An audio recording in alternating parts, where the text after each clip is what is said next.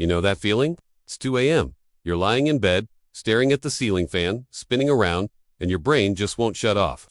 It's that specific, heavy kind of silence where the only thing you can hear is the refrigerator humming downstairs and the thumping of your own heart. And on the nightstand next to you, your phone lights up with a notification. Maybe it's an email from your bank. Maybe it's just a random spam alert, but it doesn't matter. Because in that moment, your stomach drops. You're thinking about the rent.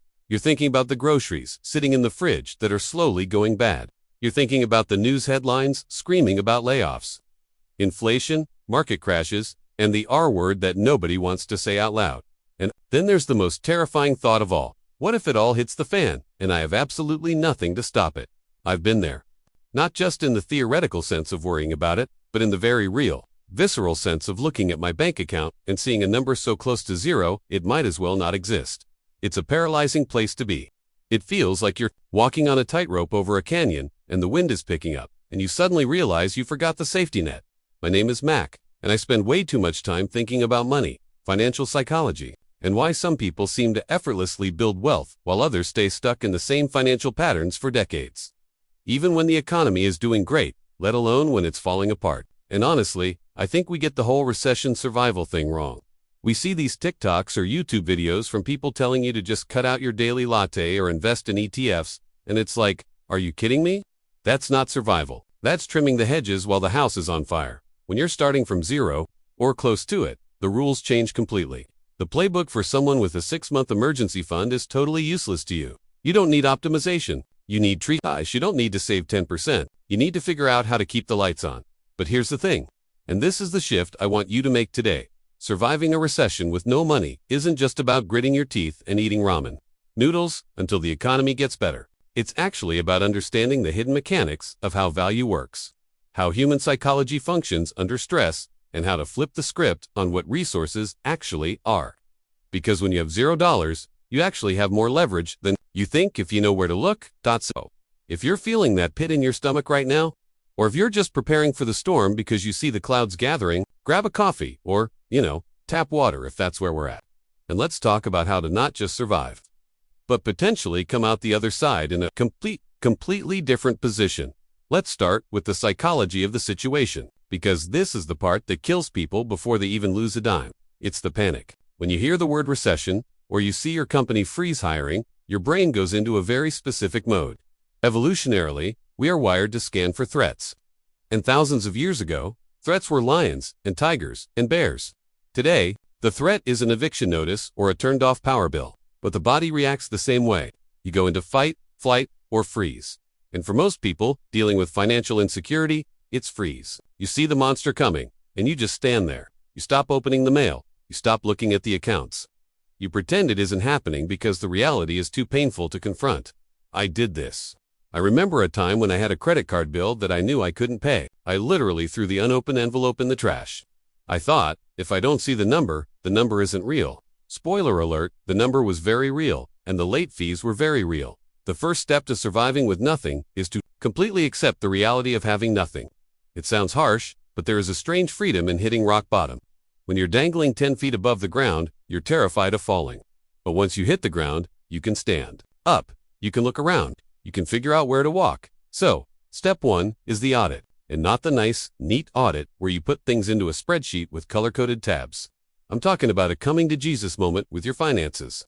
You need to sit down, pull up every single account, every bill, every debt, and write it down on a single piece of paper. The total amount of money you have to your name, the total amount you owe, the exact dates money is coming out. You have to stare the monster in the face, because once you see the whole picture, even if it's ugly, it stops being a vague, scary ghost in the dark and becomes a math problem.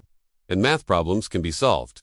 Now, once you've faced the reality, we move to what I call the triage phase. This is where you have to get ruthless.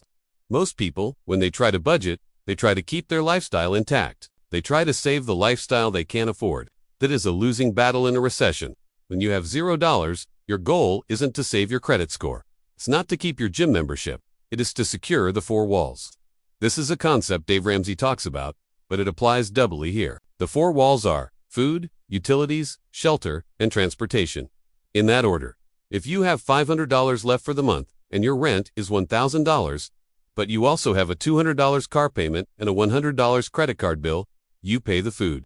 You keep the lights on. You pay what you can toward the rent to stay in the house as long as possible. You do not pay the credit card. You do not pay the medical bill. You do not pay the student loan. I know. The responsible voice in your head is screaming, but my credit score. Listen to me closely. Your credit score is a measure of your past financial trustworthiness. It is not a measure of your humanity. If you are starving, your credit score does not matter. If you are homeless, your credit score does not matter. You can fix a credit score later. You cannot unfreeze yourself to death. You have to be willing to call the companies and say the words that are so hard to say. I cannot pay this. I've had to make those calls. It is humiliating. It makes your face burn. But you know what? The person on the other end of the phone, they've heard it 1,000 times this week. They have a script for this. They can put you on a hardship plan. They can defer payments, but they can't help you if you don't call. And this leads to a bigger point, the art of the no. You have to start saying no to everything that isn't a survival necessity.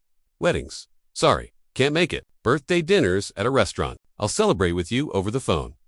New clothes. I'm wearing what I have. This isn't forever. It's for right now. It's a defensive posture. You're hunkering down in the bunker until the shelling stops. And you know what? People might judge you. Let them. They aren't paying your bills. The people who love you will understand. The people who don't, well, honestly, you'll find out who your real friends are when you're broke.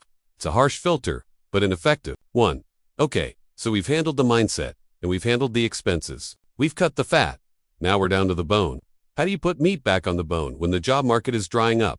This is the scariest part for most people. A recession usually means layoffs. It means hiring freezes. So, how do you survive? With $0 when nobody is hiring. You have to completely reframe how you look at income.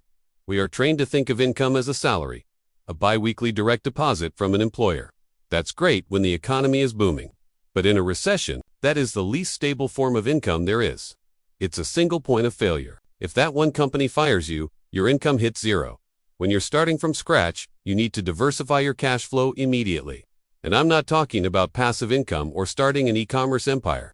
I'm talking about survival income. This is money that comes from doing things that other people don't want to do, or can't do, or are too lazy to do. Let me tell you a story about a guy I know. Let's call him Mark. Mark lost his job in tech during the last downturn.